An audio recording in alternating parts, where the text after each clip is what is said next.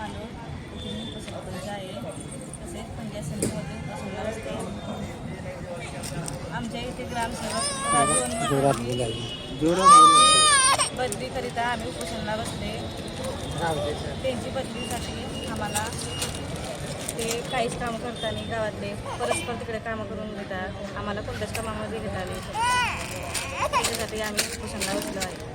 मेरे दफ्तर ठेवून कामात चलेगा ठीक है. अभी कोई आया क्या मतलब कोई आए वीडियो मैडम आए बातचीत करने आए तो उनके एक दो फोटो निकाल के क्योंकि ऐसा वो आ जाएंगे ऐसे यार. हम घर से आते जब तक तुम्हारी बातचीत खत्म हो तुम निकल जाएगी. डाल देना लागत कल अपने से